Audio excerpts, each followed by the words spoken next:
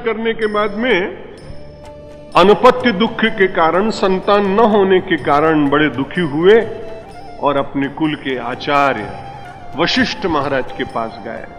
गुरु के बिना संसार में गति नहीं है, ऐसा हमारे सभी शास्त्र मानते हैं। गुरु गुण भवनिधि जो विरंचि शंकर सम होई, गुरु गुण भवनिधि तरई न कोई।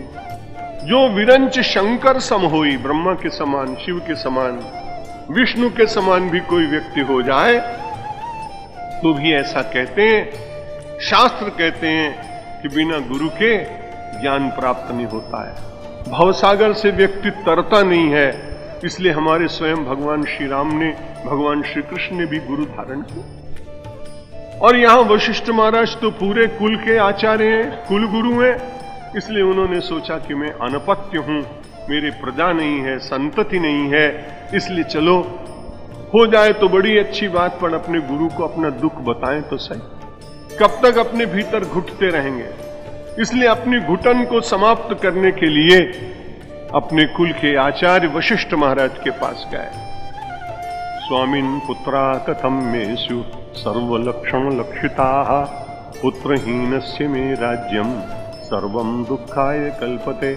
निवेदन कर रहे हैं महाराज, पुत्रहीन होने के कारण जितना भी राज्य है इससे तो मुझे दुख की प्राप्ति हो रही, इसलिए आप कृपा करके मुझे बताइए, मैं बहुत चिंतित हूं। वशिष्ठ महाराज ने कहा चिंता मत करो। ततो ब्रवीत वशिष्ठस्तम भविष्यन्ति सुतास्तव चत्वारः चत्व संपन्ना लोकपाला इवा अपराः। वशिष्ठ महाराज ने कहा आप चिंता मत करो, आपको तो पुत्र होने वाले हैं। एक सुत नहीं, उन्होंने कहा सुताहा, आपके 4 पुत्र होंगे, आप चिंता ही मत करिए, और ऐसे श्रेष्ठ होंगे कि जो लोकपाल से भी ज्यादा श्रेष्ठ, अपराह लोकपाला एव, दूसरे लोकपाल की समान सारे संसार का कल्याण करने वाले, संरक्षण करने वाले लोग होंगे। लेकिन मैं उपाय बताता हूं। मुझे जब श्लोक पढ़ा तो बड़ा अच्छा लगा। एक बार मुझे लंदन में गले का बड़ा दर्द हुआ, तो मेरे फिजिशियन एक डॉक्टर थे ठक्कर, उनका शरीर अब शांत हो गया, मुझे देखने के लिए आए। उन्होंने कहा मेरा ऐसा है, सामान्य बुखार होता, दर्द होता, ये सब मैं देख लेता, लेकिन आपके गले का दर्द है तो मैं आपको हार्ली स्ट्रीट भेजूंगा। जितने स्पेशलिस्ट लंदन में बैठते हैं, जो लोग गए होंगे जानते हैं, हार्ली स्ट्रीट में रहते हैं, तो वहां आप जाइए और गले के रोगी को आप दिखा दीजिए। एक अंग्रेज है, एक भारतीय, आप कौन सा पसंद करेंगे? मैंने कहा भारतीय के साथ में ज्यादा अच्छी है, बात करने में सुविधा रहेगी, उसको साधु के प्रति कुछ स्वाभाविक रूप से भारतीय होने के कारण एक आदर भाव भी होगा। तो उस डॉक्टर ने मेरा उस दिन इलाज नहीं किया और सीधा कागज लिख करके और रेफर कर दिया, और रेफर करने के बाद मैं दूसरे दिन हार्ली स्ट्रीट पे चला गया। डॉक्टर ने मुझे देख लिया। ये बात मैं इसलिए कह रहा हूं कि वशिष्ठ महाराज ने कहा कि भाई बात तो ठीक है आपकी, लेकिन मैं आपको रेफर करता हूं, मैं आपका इलाज नहीं करता हूं। इसलिए शांता नाम की जो महिला है, उनके पति हैं, उनका नाम है ऋषि श्रृंग। शांता भरतार मानीय ऋषि श्रृंगम तपोधनम अस्माभिः सहिता पुत्र कामेष्टिम शीघ्रमाचरो। इसलिए वशिष्ठ महाराज ने बड़े खुले मन से कह दिया कि भाई ये और कोई काम है तो वो सब मैं करा सकता हूं, लेकिन इतनी सामर्थ्य मुझ में नहीं है, इसलिए तुम श्रृंगी ऋषि को बुलाओ और उनके पास जाकर अपने दुख का वर्णन करो।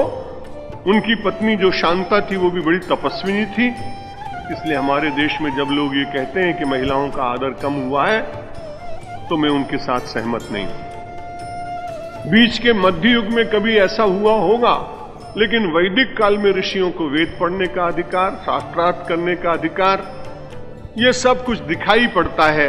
यहां अध्यात्म रामायण के रचयिता महर्षि वेदव्यास जी सीधे ही कह देते कि ऋषि श्रृंग के पास जाओ, लेकिन उनको इस देश की महिलाओं का आदर बढ़ाने के लिए उन्होंने कहा श्रृंगी ऋषि, अगर शांता नाम की पत्नी उनको ना होती तो इतनी तपश्चर्या और साधना वो कर नहीं सकते। इसलिए ऋषि श्रृंगी के साथ साथ उनकी धर्मपत्नी शांता का भी समाज में सम्मान है, क्योंकि गृहस्थाश्रम केवल अकेले एक व्यक्ति से चलता नहीं। वो उसमें 2 पहिए होते हैं जिससे गृहस्थ का रथ चलता है।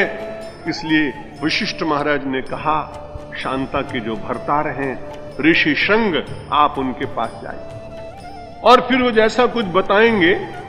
अब मन में विचार फिर आया, मनुष्य की दुर्बलताएं हैं कि मानो ऋषि शंग के साथ परिचय करा दिया और फिर दूसरे दिन से ये केवल शंगी को ही बुलाने लगे तो अपना क्या होगा। बड़ी स्वाभाविक बात है। इसलिए दूसरे श्लोक में आप देखिए, शब्द देखिए, संस्कृत की तो यही विशेषता है। पहले तो कह दिया कि शांता के भरतार और ऋषि शंग को बुला करके वो तपोधन है, उनसे बातचीत करिए। लेकिन जब वो कुछ उपाय बताएं तो केवल उनके उपाय के द्वारा नहीं, अस्माभि सहिता, आप हमको जरूर साथ में ले चलिएगा, नहीं तो गड़बड़ हो जाएगी। आदमी को सेल्फ एग्जिस्टेंस की कितनी चिंता होती है। अपने अस्तित्व का विस्मरण करके वो केवल दूसरे के अस्तित्व का चिंतन कर ही नहीं सकता, ये मनोविज्ञान कहता है। इसलिए उन्होंने पहले तो कह दिया कि आप श्रृंगी ऋषि के पास जाओ।